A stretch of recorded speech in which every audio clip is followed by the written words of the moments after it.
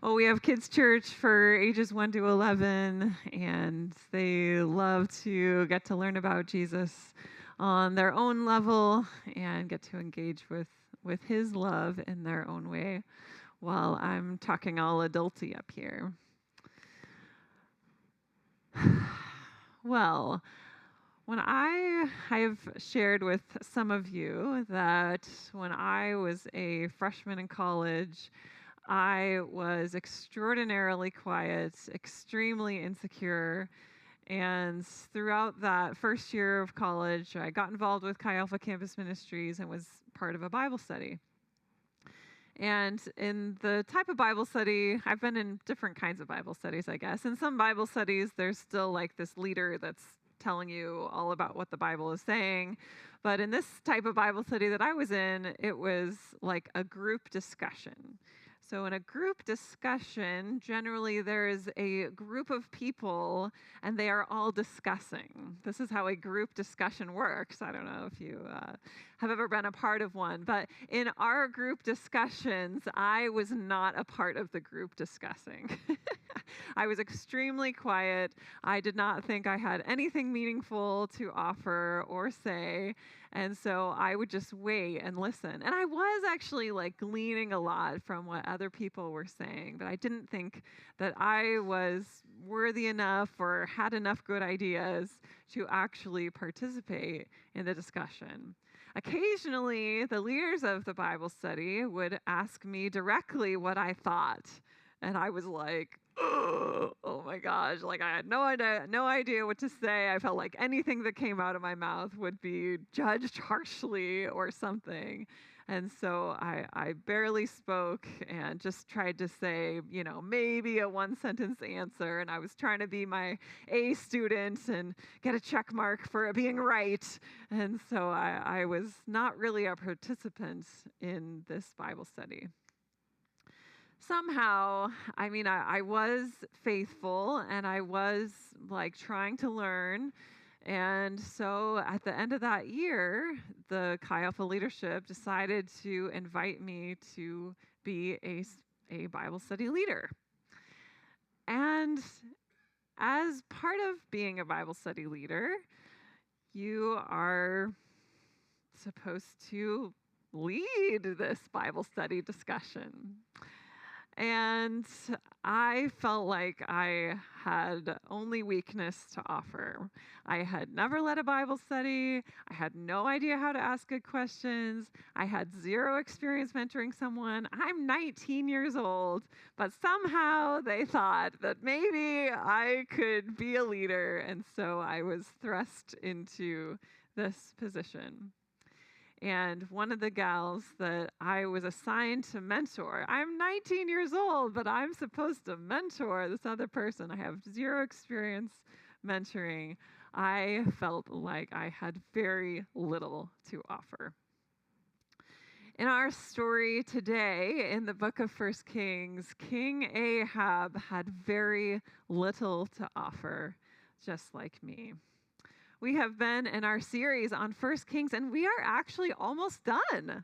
We have made it to chapter 20, and there are 22 chapters in the book of 1 Kings. So we have made it almost all the way through the book.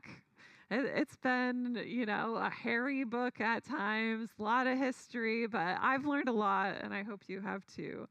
But we engage this series because in a world of intense polarization, where you got to be 100% or 0% on any given issue, we wanted to look at the history of Israel and how they have all these different kings they're supposed to be 100% or nothing to follow.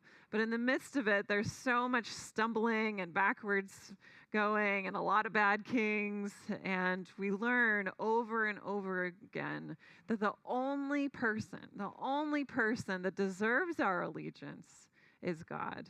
No one particular polarized subject should have our allegiance.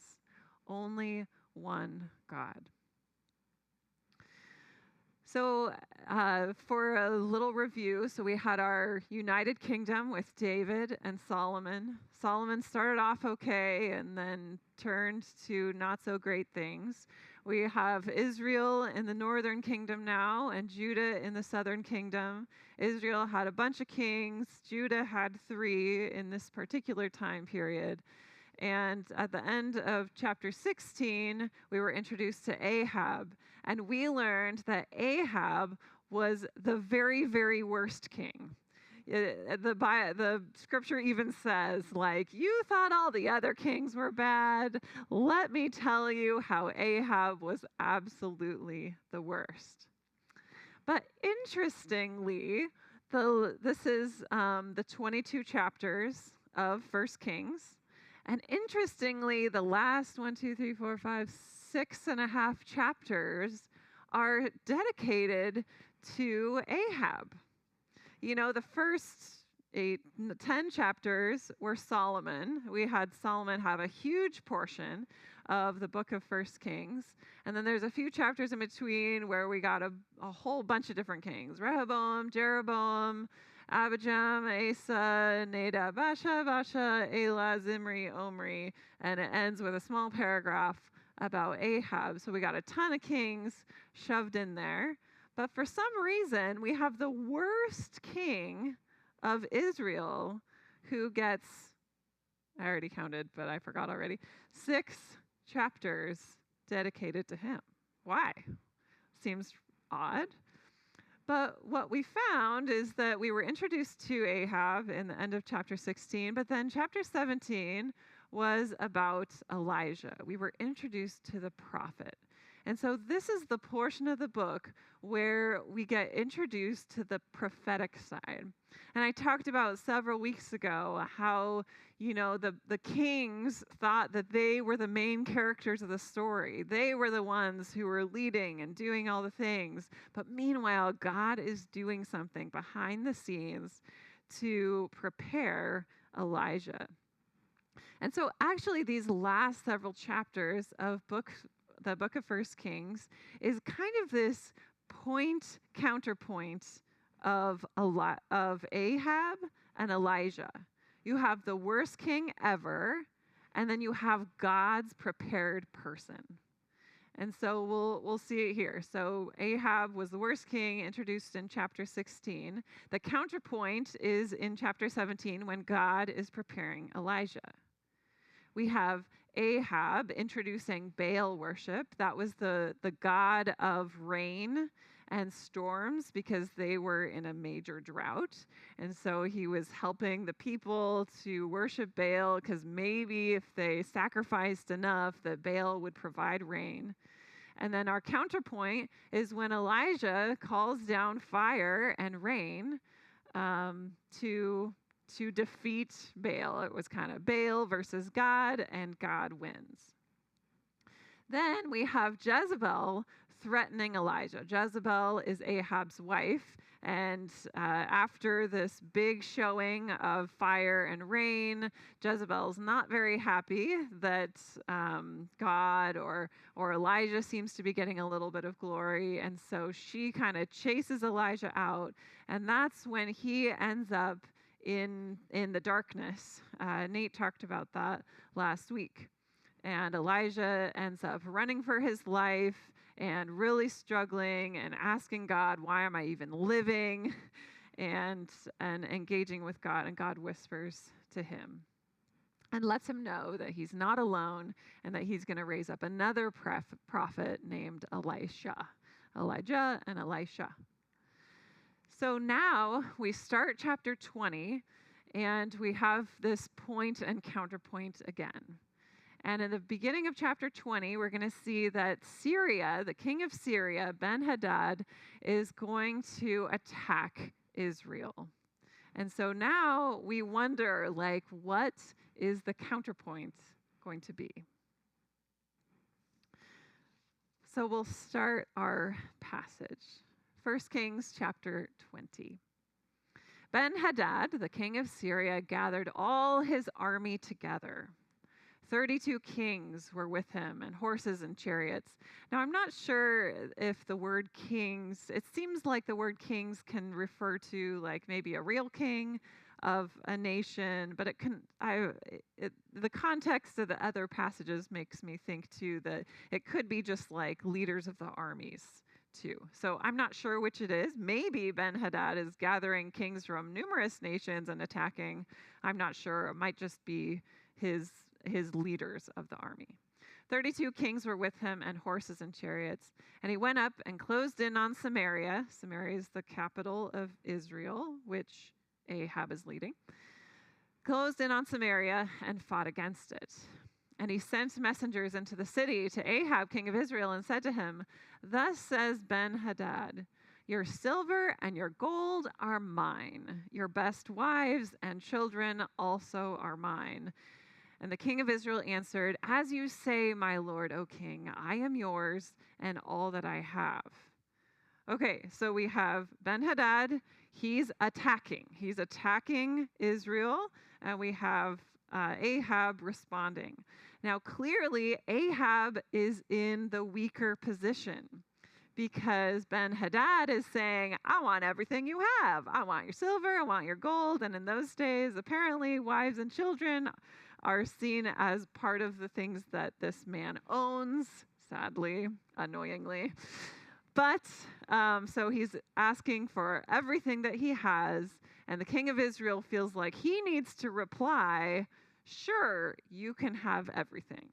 Now, if Ahab felt like he had like the best and brightest army, he's not going to offer everything. He's going to say, "Well, watch me," and conquer back the Ben-Hadad. The messengers came again and said, says Ben-Hadad, "I sent to you, saying, 'Deliver to me your silver and your gold, your wives and your children. Nevertheless, I will send my servants to you tomorrow about this time, and they shall search your house and the houses of your servants and lay hands on whatever pleases you and take it away.'" So Ben-Hadad says, "I want everything." Ahab says, "Okay, sure, you can have everything." And now Ben-Hadad is saying, "Okay, I actually do want everything, and here's my date and time that I am coming to collect my stuff." Then the king of Israel called all the elders of the land and said, "Mark now and see how this man is seeking trouble, for he sent to me for my wives and my children and for my silver and my gold, and I did not refuse him." And all the elders and all the people said to him, "Do not listen or consent." So the king of Israel is feeling like he's in a weak position. He feels like he's kind of got to offer everything to hopefully quench this war. But the elders are like, "What are you talking about? Like, we're not surrendering. Don't surrender." So don't listen to him. So he said to the messengers of Ben-Hadad, "Tell my lord the king, all that you first demanded of your servant I will do, but this thing I cannot do." And the messengers departed and brought him word again. This is kind of a confusing sentence. He said, "All that you first demanded of your servant I will do," like you wanted everything, "but this thing I cannot do." So it's quite confusing to me, to most people, what he's really saying. Like, what are you saying you can do? What are you saying you can't do? But either way, he's saying, like, you were asking for something, and I'm at least partially saying no now. Ben-Hadad sent to him and said, "The gods do to me, and more also, if the dust of Samaria shall suffice for handfuls for all the people who follow me." And the king of Israel answered, "Tell him, let not him who straps on his armor boast himself as he who takes it off." These are some confusing sentences. They seem to be, they're probably difficult to translate from Hebrew, but they're basically like one-upping each other. Well, I'm going to destroy you like dust. And Ahab is saying, like, "Okay, well, it's cool that you're strapping on your armor, but the one who actually takes it off and wins is the real person who wins." So they're kind of like one-upping each other and threatening each other is the best, kind of hoped for translation here. When Ben-Hadad heard this message as he was drinking with the kings in the booths, he said to his men, "Take your positions." And they took their positions against the city. So we see Ben-Hadad is being portrayed here as a drunkard king. He's spending time drinking with his buddies, with the other kings, whether that's leaders or actually other kings. And he gets this message. So up to this point, it's just like this verbal back and forth. I want everything. Sure, you can have everything. I really want everything. I'm coming.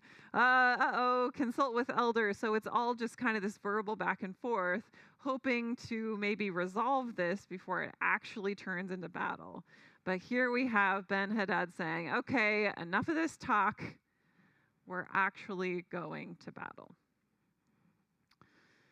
And behold, a prophet came near to Ahab, king of Israel, and says, "Thus says the Lord, have you seen all this great multitude?" Ben-Hadad's army is a great multitude. "Behold, I will give it into your hand this day, and you shall know that I am the Lord." So let's remind ourselves that Ahab is in the weaker position. He would not be offering or even potentially offering all his stuff if he was not in the weaker position. If he was in the stronger position, he would have said, "Oh, sure, let's just fight." So for the prophet to say, "I'm going to make you win the war," is very significant because Ahab's like, "I don't know about this because I'm in the weaker position." And Ahab said, "By whom?" He said, "Thus says the Lord, by the servants of the governors of the districts." And he said, "Who shall begin this battle?" He answered, "You." So he's interacting with the prophet, and the prophet's like, "Yep, go ahead. Here we go." So they're going to fight. Then he mustered the servants of the governors of the districts, and they were 232. And after them he mustered all the people of Israel, 7,000. And they went out at noon while Ben-Hadad was drinking himself drunk in the booths, he and the 32 kings who helped him. So I want to draw your attention to one little thing here that's interesting. So it says he mustered all the people, and they were 7,000. I don't know how close of a memory you have, but 7,000 is the number of, now I'm blanking. In the story when Elijah is calling down fire, there were 7,000, yes. There were 7,000 people who were still following God. God tells Elijah when he's struggling, Elijah is talking to God, and Elijah says, "You don't understand, I'm all alone." And God says to him, "I have 7,000 who have never bowed the knee to Baal." So God is telling Elijah that there's actually 7,000 people. So here we have 7,000 again. This is just a small example of how the numbers, especially in the Old Testament, don't always just mean like the actual scientific number. It's like a symbolism for how many people. So it's kind of this another level of symbolism of there's 7,000 again, of the perfect number of people to fight this battle. Servants of the governors of the districts went out first, and Ben-Hadad sent out scouts, and they reported to him, "Men are coming out from Samaria." Okay, so Ben-Hadad is sending scouts, and he's noticing that people from Israel are actually coming to attack. He said, "If they come out for peace, take them alive, or if they come out for war, take them alive." So he's ready for battle. He wants them taken no matter what. So these went out of the city, the servants of the governors of the districts, and the army that followed them, and each struck down his man. The Syrians fled, and Israel pursued them, but Ben-Hadad, king of Syria, escaped on a horse with horsemen. So here we have Israel won. They won the battle. They struck down each person. Syrians had to flee, which is significant, again, because they were the weaker army. They were the weaker army. They should not have won this battle, but they did. Somehow the king of Syria escapes. And the king of Israel went out and struck the horses and chariots and struck the Syrians with a great blow. Then the prophet came near to the king of Israel and said to him, "Come, strengthen yourself and consider well what you have to do, for in the spring the king of Syria will come up against you." So now the prophet is giving a future warning that Syria is coming back again. So there's going to be a potential for a second battle. And the servants of the king of Syria said to him, "Their gods are gods of the hills, and so they were stronger than we. But let us fight against them in the plain, and surely we shall be stronger than they. And do this, remove the kings, each from his post, and put commanders in their places." So Syria kind of goes back to their drawing board, and they're like, "Oh, I know why we lost. The people of Israel are people of the hills, and they know how to be on the hills and fight on the hills. So that's why we lost, because we're not from the hill country. So we lost because they're good at hills and we're bad at hills. So remove the kings, each from his post, and put commanders in their places, and muster an army like the army that you have lost, horse for horse and chariot for chariot. Then we will fight against them in the plain, and surely we shall be stronger than they." And he listened to their voice and did so. So the Syrians are now preparing, they're remustering their army, and they're saying, "We're going to do it in the plains this time, and then surely we're going to win because we have the stronger army." In the spring, Ben-Hadad mustered the Syrians and went up to Aphek to fight against Israel. And the people of Israel were mustered and were provisioned and went against them. The people of Israel encamped before them like two little flocks of goats, but the Syrians filled the country. So we have a point and a counterpoint again. We have the people of Israel. They look like two little flocks of goats. That is not an affirmation of their extreme military talent. And the counterpoint here is the Syrians filled the country. So clearly things are not looking good for Israel. And a man of God came near and said to the king of Israel, "Thus says the Lord, because the Syrians have said, 'The Lord is a God of the hills, but he is not a God of the valleys,' therefore I will give all this great multitude into your hand, and you shall know that I am the Lord." So throughout the book, we have this call to follow God alone. And so they want this battle to draw Israel back to God. They're hoping by seeing these two little flocks of goats win against the giant multitude, that will remind them that God is God and God is helping them win this victory. And they encamped opposite one another 7 days. Then on the 7th day, the battle was joined. And the people of Israel struck down of the Syrians 100,000 foot soldiers in one day. And the rest fled into the city of Aphek, and the wall fell upon 27,000 men who were left. So again, we have Israel winning this battle that they should not win, but somehow they are doing it. Ben-Hadad also fled and entered an inner chamber in the city, and his servants said to him, "Behold now, we have heard that the kings of the house of Israel are merciful kings." So they've lost. Ben-Hadad has lost. So now they're in a situation where they're going to beg for mercy. So they're saying, "We've heard that the kings of Israel are merciful." I'm not sure how he got that memo, but he got that memo that somehow the kings are merciful. "Let us put sackcloth around our waists." That's what you would put on if you're mourning or grieving. "And ropes on our heads." That must be some other indication of that. "And go out to the king of Israel. Perhaps he will spare your life." So the assumed thing that would happen is that the king of Israel gets to kill Ben-Hadad, the king of Syria. And so they're going to go to Ahab and beg for mercy. So they tied sackcloth around their waists and put ropes on their heads and went to the king of Israel and said, "Your servant Ben-Hadad says, 'Please let me live.' And he said, 'Does he still live? He is my brother.' Now the men were watching for a sign, and they quickly took it up from him and said, 'Yes, your brother, Ben-Hadad.' Then he said, 'Go and bring him.' Then Ben-Hadad came out to him, and he caused him to come up into the chariot. So the servants on behalf of Ben-Hadad are looking for a sign. And for some reason, Ahab calls him a brother.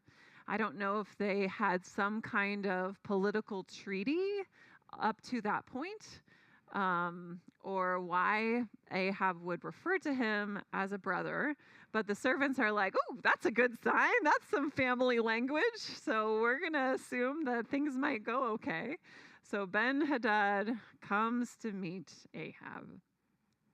Ben-Hadad said to him, "The cities that my father took from your father I will restore, and you may establish bazaars for yourself in Damascus, as my father did in Samaria." Okay, so Ben-Hadad is offering him some peace terms, like, "Please don't kill me, and I'm going to give you back some land, and I'm going to allow you to establish some bazaars." I'm not sure exactly what that means. Maybe marketplaces is what I think of when I think of bazaars. But so he's offering him something so that Ahab does not take his life. The assumed action would be Ahab takes his life. And Ahab said, "I will let you go on these terms." So he made a covenant with him and let him go. So Ahab decides to offer mercy to Ben-Hadad for this land agreement.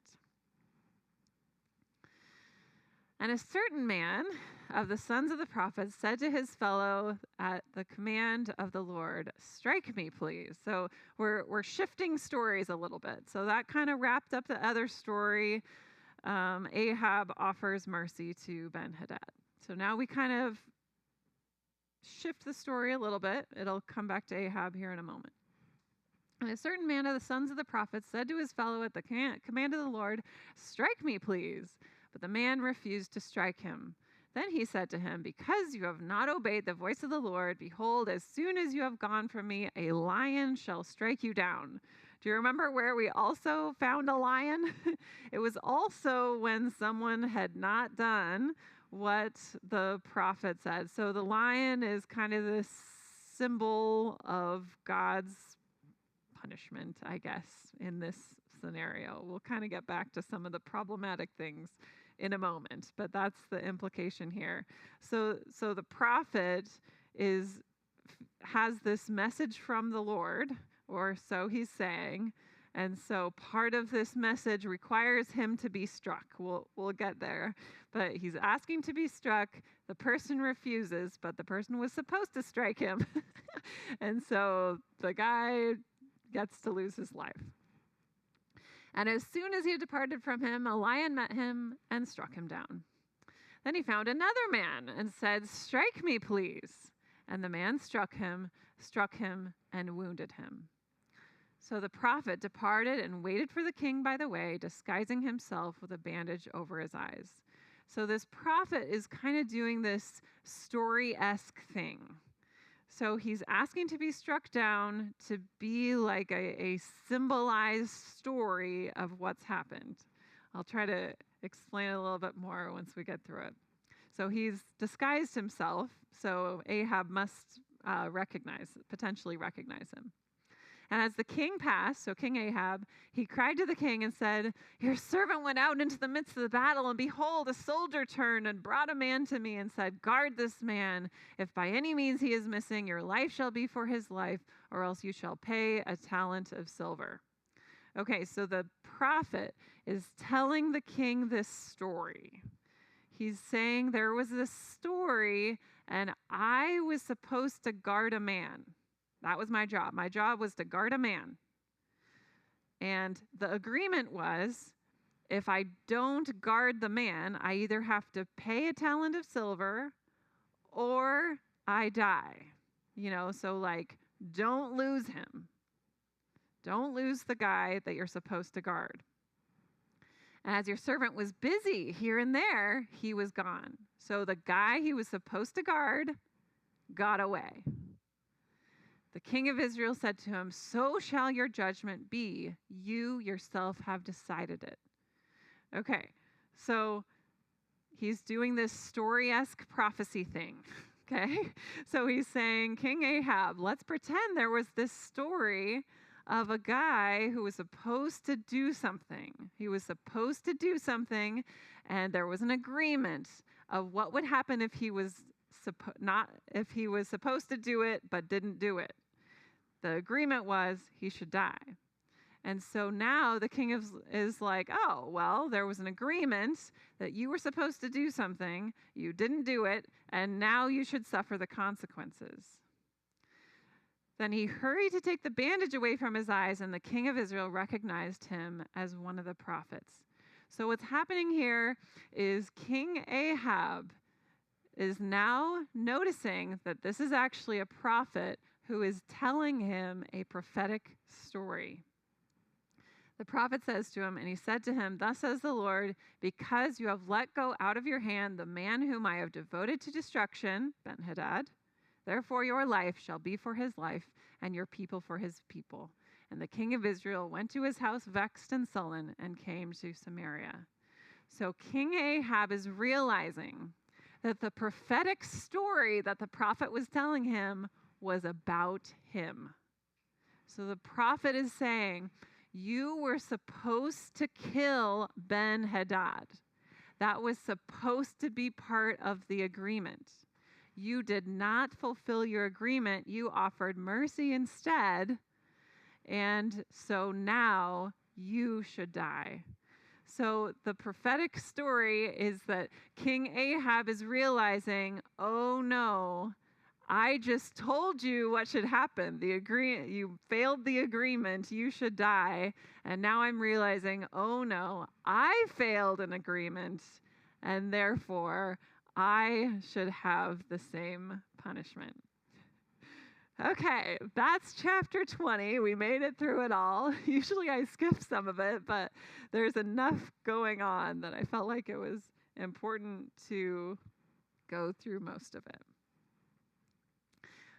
Okay, so there's some significant portions of the passage that I think we can learn from, but there's a lot of other stuff that is worth addressing.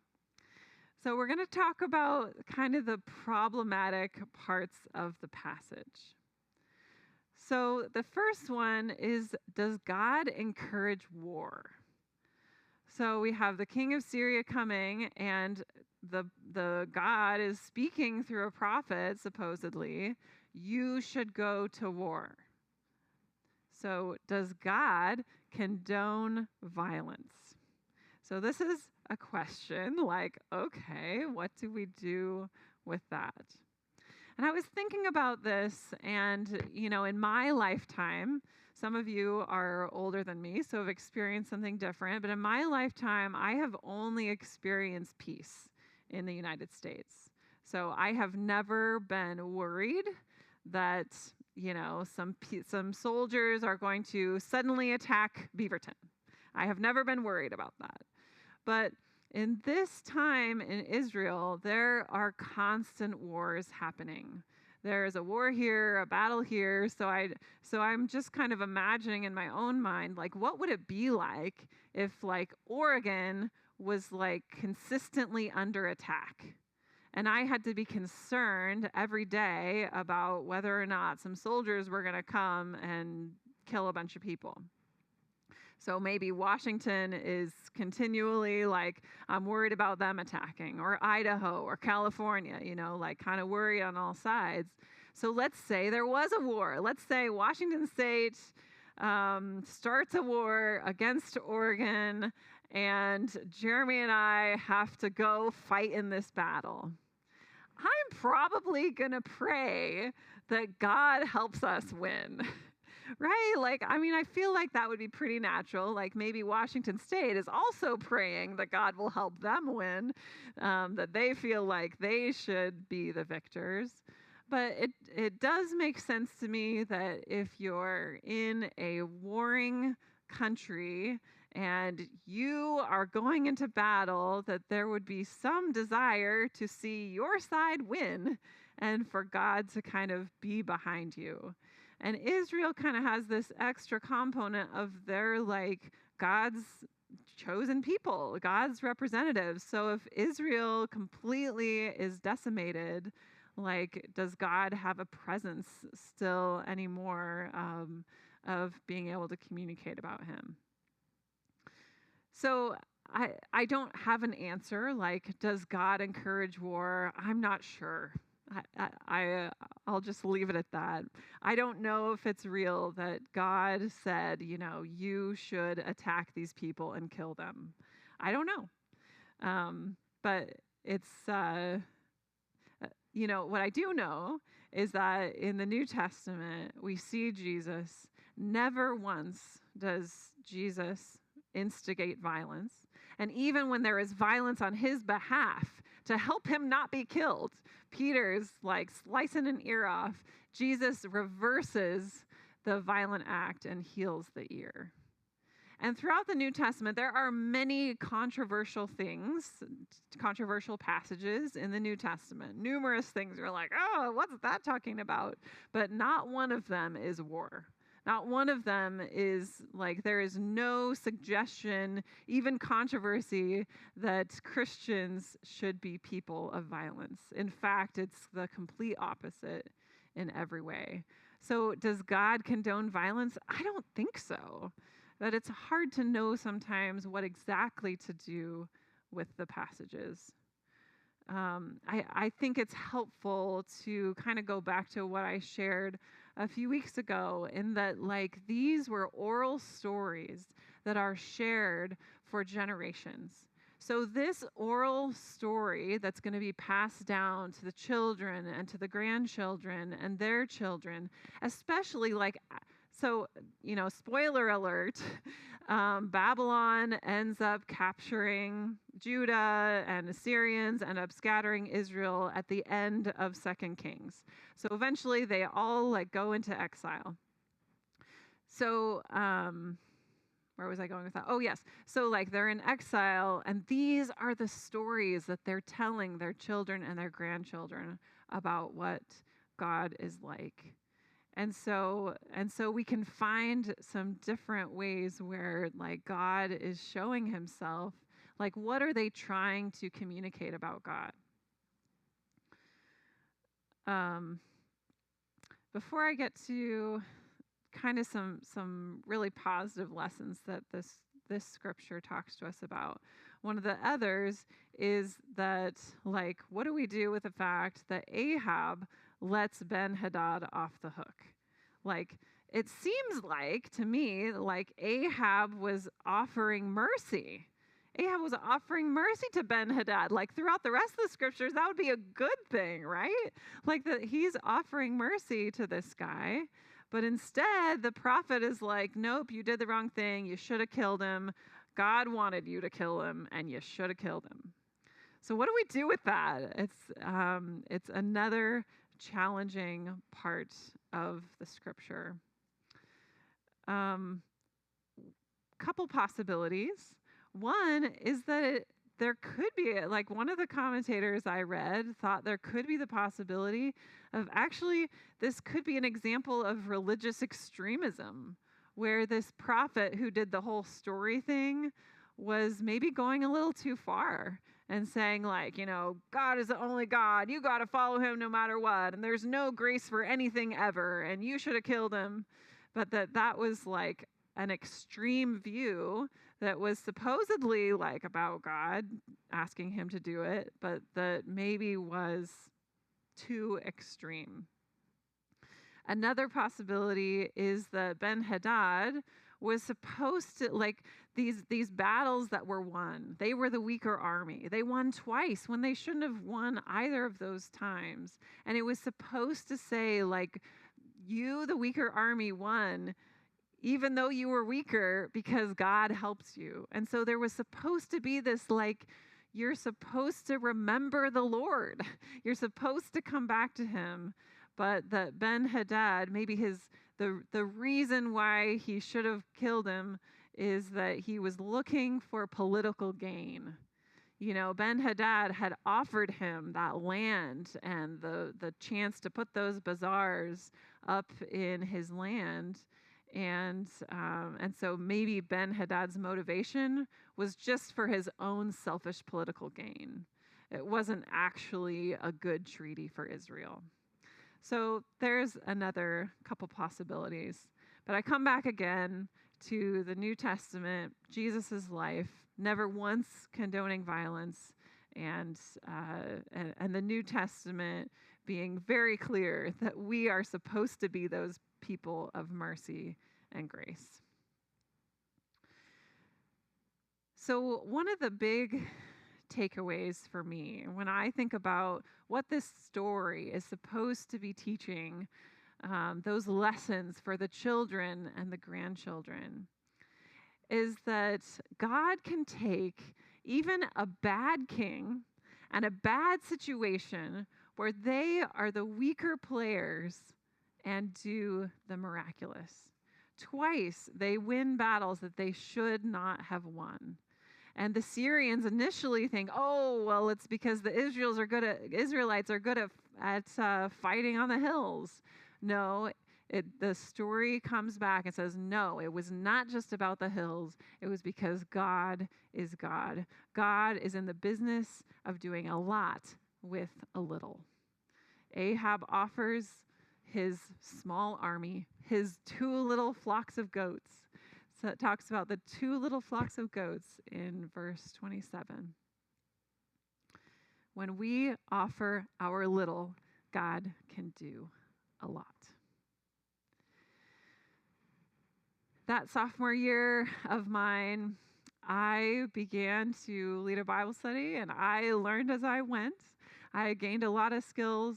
I offered God my little, and he somehow did a lot with it. I mean, I learned a lot, but one of the gals that I began mentoring with my very low mentoring skills was a gal named Jenny. She was a freshman, and I wasn't necessarily looking for a Christian community when she came to college, but she got connected to us through a friend. And she had a lot of church baggage from her growing up, but she and I began meeting together once a week. Was I an effective mentor? Maybe not, but I was a friend, and I allowed her to have the space to grow in friendship. Over time, God kept working in Jenny's life, and today she's a missionary with the Sons of God, sharing Jesus' love with Arab people. I offered the little I had, and God was able to use it. It makes me think of when Jesus was faced with feeding the multitudes. The multitudes were gathered around and wanting to hear him speak. And the disciples were asking him, like, how are we going to feed these people? And one of the disciples said, there's a boy here who has 5 barley loaves and 2 fish, but what are they for so many? It's the little flocks of goats. All we have are these little flocks of goats against so many. But after Jesus had blessed it and done a miracle, they ended up gathering the leftovers up and filled 12 baskets. God was able to do a lot, even with a little. 1 Kings 20 is an invitation to offer what little we have. We are the little goats. We are the little goats who are offering up our little offerings to God. I think about, too, like my sophomore year of college, was I a good mentor? Probably not. But I had to rely on God to help me every week. And I think there are areas of my life where I have become strong in. I've become good at mentoring somebody else, or I've been good at these other skills. And actually I end up it's a temptation, an easy temptation to not rely on God very much in the areas that I have really strong skills in. So sometimes those areas of weakness are exactly where God can meet us and help us to see Him do big things, even when we have little to offer. You can have Nate come back. I think about areas where we might feel weak. I don't know how to share my faith, but I'm willing. These are areas of our lives where we can say, I'm weak. I am weak. I don't know how to do this, but I'm willing. I don't know how to be kind to that person, but I'm willing. I don't know how to get through this difficulty, but I'm willing.